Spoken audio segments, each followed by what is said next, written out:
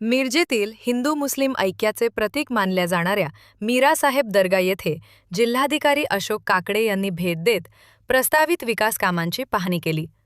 दर्गा परिसरात करावयाच्या सुविधांबाबत सविस्तर माहिती घेत त्यांनी संबंधित अधिकाऱ्यांना आवश्यक सूचना केल्या।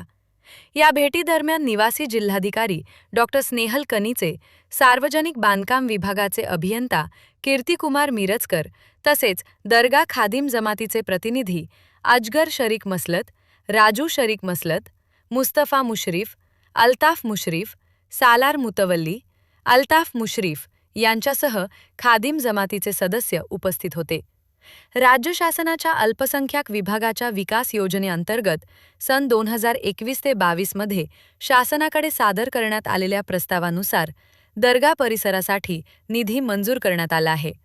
त्या अंतर्गत येथे मुसाफिरखाना उभारणी, विविध दुकानगाळे बांधकाम तसेच परिसराचे सुशोभीकरण करण्यात येणार आहे। जिल्हाधिकारी अशोक काकडे यांनी प्रस्तावित कामांची प्रत्यक्ष पाहणी करून ती वेळेत आणि दर्जेदार पूर्ण करण्याच्या सूचना दिल्या।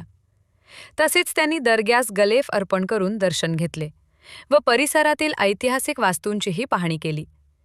या भेटीमुळे दर्गा परिसरातील विकास कामांना गती मिळण्याची अपेक्षा व्यक्त केली जात आहे। मिरज शहराचा विकास करण्यासाठी विशेषतः मायनॉरिटी सेक्शन जो आहे समाजाचा त्यांचा विकास करण्यासाठी 2021-22 मध्ये राज्य शासनाकडे एक प्रस्ताव पाठवण्यात आला होता आणि त्याच्यामध्ये मिरजमधील ही इतिहास प्रसिद्ध अत्यंत पवित्र असलेल्या हजरत मीरासाहेब दर्गा यांच्या दर्ग्यामध्ये आपल्याला मुसाफरखाना प्लस शॉपिंग कॉम्प्लेक्स आणि या परिसरामध्ये काही नवीन बांधकामं किंवा काही दुरुस्त्या आपण म्हणूयात ते करण्याची ॲक्च्युली ट्रस्टची खूप इच्छा आहे आणि त्याची पाहणी करण्यासाठी मी आज इथे आलेलो आहे।